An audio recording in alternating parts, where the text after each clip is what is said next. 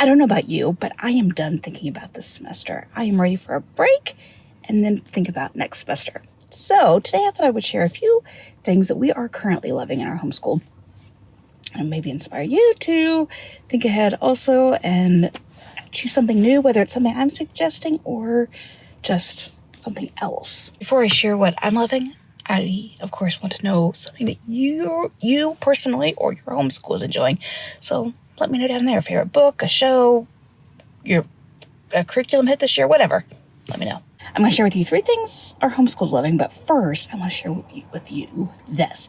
It's called the Oversized Boyfriend Tunic Sweatshirt from Old Navy.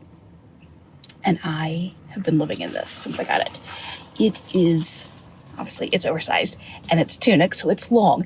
Meaning for me, I'm 5'4", and it comes down about mid-thigh on me. And on the sides, on the bottom, there's slits, so it's not straight tight over your hips. So you've got room to move a bit, because that's something I found with some oversized sweatshirts is that they are straight all the way down, and then they're tight. Anyway, I am loving this.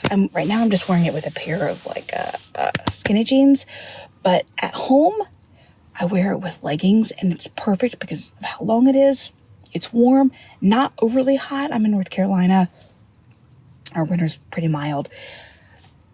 I think it's a fantastic buy. I checked before I came on to make sure that they still had them in stock. They do. A bunch of different colors. I would highly recommend it. Now, onto our homeschool. My daughter was one who learned her math facts from memory like this. I had no problem with that. And then I had Ben. And that is something that he has always struggled with. He's 14, and he can always get to it. He can quickly solve the problem in his head. But that memory recall doesn't have it. At 14, he's got most facts through 15 memorized, but not always. And so that's when I started this. In our math tools binder, it has things like multiplication charts. I've got a chart that lists, like, for each of the main 4 addition, subtraction, the different words that you might come across for it. I have a listing of what an obtuse triangle is, what a right triangle is. Little, what some people call cheat sheets. But I purposefully don't call them cheat sheets because they're tools. They are tools to help my students, my kids, figure out more difficult math. Now, because I realized that I had to think about what my goals were for different math problems. Was my goal that he was practicing quick recall of different facts? And if so, then this wasn't what he needed.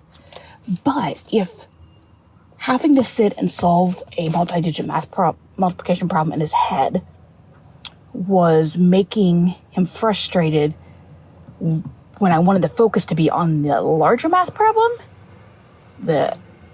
whatever area or whatever, then this would help. Because if the goal was, does he know how to solve an area of a square,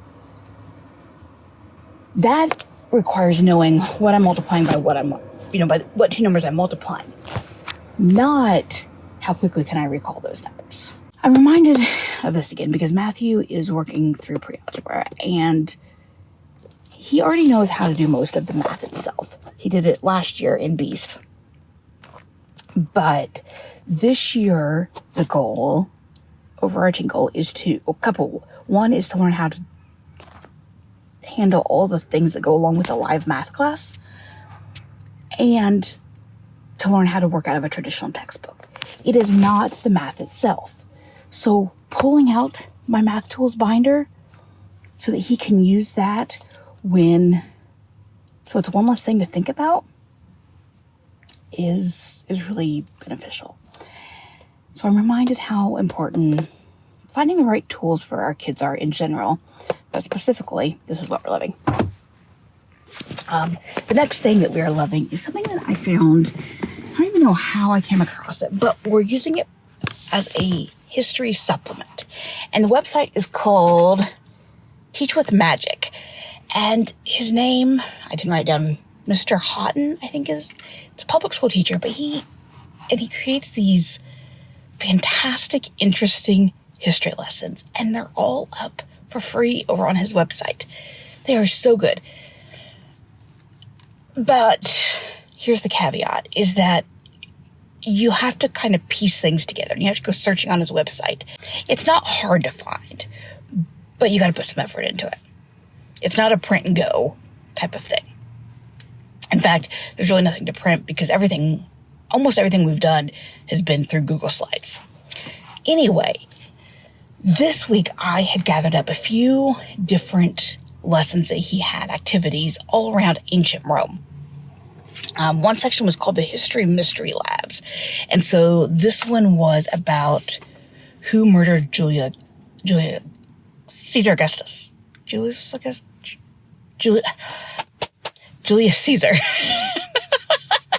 Took me a few tries. Who murdered him?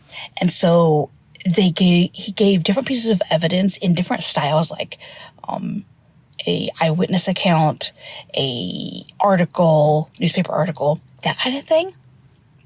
And then they had to figure out what pieces of evidence supported their view. And there was no right or wrong answer. It was just about how did you get there? And could you defend your stance using the pieces of evidence that you said? And that one was a lot of fun. We did another one that was kind of a time travel activity where we went back to Rome for a day, walked through it, learned some different things. Today we did ancient Rome by the numbers, and so it talked about aqueducts, the Colosseum, and the roads, and explained how they were built, how aqueducts worked, that sort of thing, and then gave the amounts and distances and talked about the very slight degrees that the aqueducts had to be pointing down. And then from there, we got off on a tangent and started investigating like how that actually worked and how they could figure that out without modern tools to do it. It was really, really fascinating. We did these things, and then I threw in a couple other videos. And it was a fantastic week for history. I don't expect that we're going to do these all the time, very regularly, especially because they're real kind of spread out and whatever as far as topics. But it was an absolutely fantastic way to do something different. My boys are doing history separately this year, so it was fun to come back together and do something. I learned a lot. They learned a lot. It was so good. I'll leave his link down there because I think he would have been such an interesting teacher to me, and I'm sad that I didn't have teachers like him. And then my last thing that we are currently living, which is just on time because I see Matthew walking out the door right now, is Microsoft's OneNote. I've shared that I moved Ben to it this year from our old online planner, mostly because what he was doing this year, it was going to be really difficult to put it in, cumbersome to put it into that planner, and it was going to be just as easy or easier for me to do it with OneNote. And I put up a video recently about OneNote, so if you're interested, I will have that down there as well. And for a few reasons, I decided to move Matthew there for part of November and December to try it out, see how it's working for him. We haven't reached a verdict on whether we're going to keep him there or not. But for Ben, it has been absolutely fantastic for him. One of the things that I love about it for Ben is that I've needed to insert kind of last minute a lot of PDF files, and he can easily get them in a way that works well for him. He can fill it out on his computer and then put it right back in and eliminate the other steps involved. and turning in PDF homework, which is, I'm all about trying to simplify things.